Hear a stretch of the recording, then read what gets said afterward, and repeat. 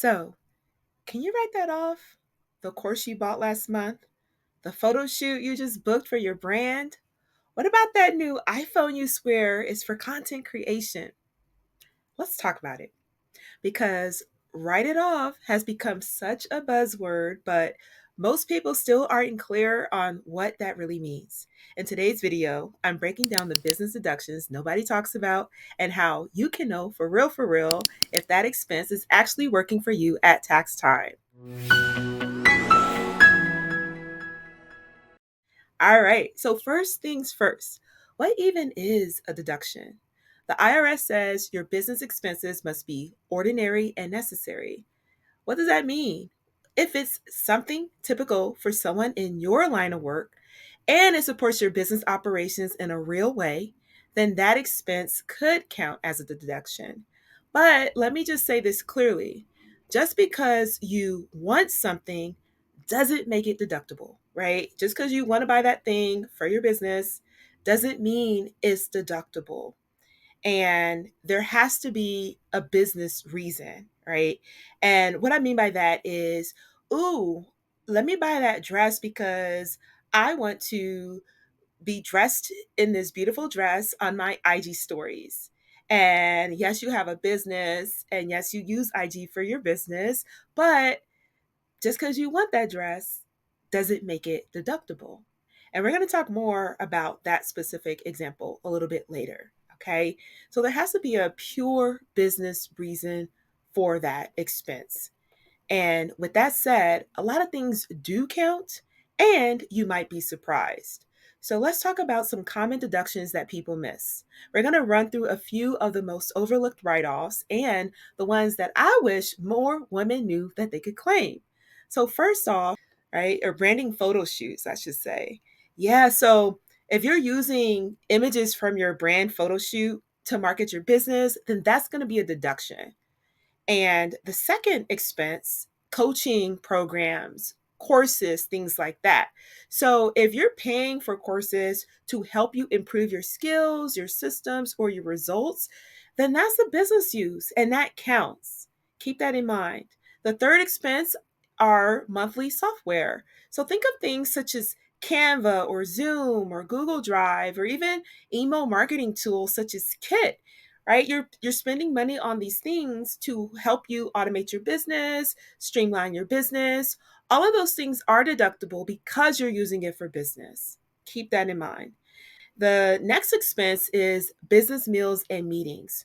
So when it comes to meals, there's a lot of gray area around it, but in general, if it's a business related meal or a meeting, then it's going to count. So let's say you're having coffee with a potential collab partner, someone who you want to collab with in your business. You guys meet for coffee. That's going to count. But the thing when that comes to meals, business meals, is that not only are you going to swipe your credit card for it, you also want to make sure that you're tracking the who, what, and why as it relates to that meal. So with the coffee, for instance, who did you meet with, right? Literally their name and who are they? This is a potential collab partner. Great, right? So you record that. And then what was the purpose? Talking collaboration, right? Talking future opportunities with working together on a course, whatever it is, right? You want to make sure that you document the reason for that meal. It's not just a matter of swiping it on a business card. You're also tracking what the purpose and who you met with. Okay. Keep that in mind. That's specific to business related meals. And then the last one, I believe, is equipment. So with equipment, think of things such as your phone, cameras, computers. These things are often deductible because we use it for business, right? We use our technology for business. And even if you bought that ring light and it's collecting dust in your garage, it counts. Why did you buy it in the first place? Because you wanted cute videos for marketing your business. Boom, it counts. And another business expense is travel and mileage. So if you're driving to client meetings, you're traveling for a retreat, make sure you're logging the mileage and those travel costs associated with those trips. And There's apps for that. So the one that I like to use is called Mile IQ, and they even have free features. So you can download it and start using it. And it just tracks your trips. And so literally, once you open the app, it'll log that trip that you just took, because it knows when you're in your car, when you're starting your car, and when you've stopped your car, it'll log it. And then you just go in and you swipe right if it's business, swipe left if it's personal. Can't get any easier than that.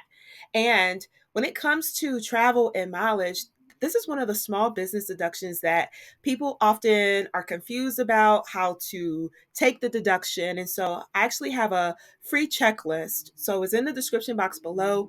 Go ahead and download that, because it'll show you how to track your mileage, what counts as travel costs, so that you are no longer confused. Okay. Now, when it comes to all these deductions, here is key: you need to document it, right? You can't just pay for it and say, oh, I'm going to write that off on my tax return. You have to document it. You can't just swipe your card and hope for the best. Mm-mm, mm-mm. So let's talk about how to track these deductions like the CEO that you are. So it doesn't have to be complicated. You don't need QuickBooks. You don't need to pay for software. You don't even need to pay for a CPA right now. But here's what you do need: you need a dedicated place to track your expenses, right? You need a system. Whatever that system is for you, just use it consistently, right? Because when it comes to tracking, it's all about consistency, it's not about perfection. And so, what's a simple way? A simple way could look like a Google Sheet, right? We all have Google, is associated with our emails for the most part. And so use a free Google Sheet.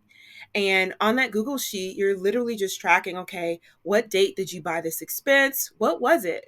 So let's say it was Audible. So the IRS doesn't necessarily recognize Audible as the category, but there's certain categories that we show on the tax return. So for instance, if it's Audible, it might be books, it might be professional development, whatever you call it, resources, business resources, right? So those are the categories. So you'll write that down, right? So the date, the business category, and then the amount that you paid for, and you're just tracking that on your Google spreadsheet. Super easy.